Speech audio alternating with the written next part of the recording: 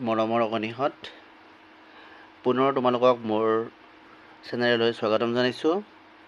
আজি তোমালোকৰ কাৰণে মই লৈ আহিছোঁ এটা নতুন সাধু। ইয়াৰ সাধুটো পাঠ কৰিব ওলাইছোঁ।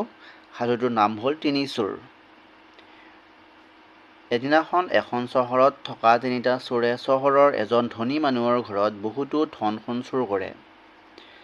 চুৰ কৰা বস্তুবোৰ সিহঁতে চহৰৰ কাষত থকা এখন হাবিৰ মাজলৈ লৈ যায়।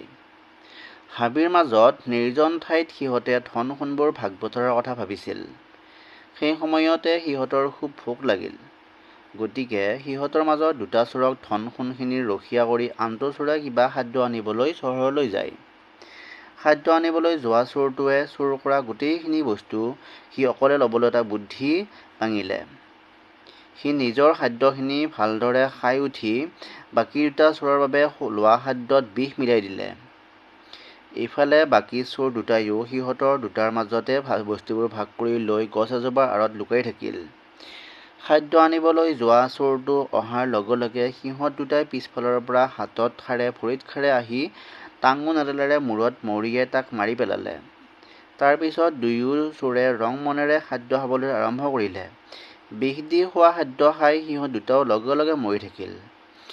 চোৱাচোন কেনেকুৱা হ'ল, তিনিওটা চোৰে সিহঁতৰ কুকৰ্মৰ ফল ভোগ কৰিলে। সেইকাৰণে আমি কি কৰিব লাগে, বেছি লোভ কৰিব নালাগে। লোভ কৰিলে আমাৰ কি হয়, পাপ হয়, আৰু সেই পাপৰ ফলত আমাৰ কি হ'ব পাৰে, মৃত্যুও হ'ব পাৰে, নাইবা আমি শাস্তিও হ'ব পাৰোঁ।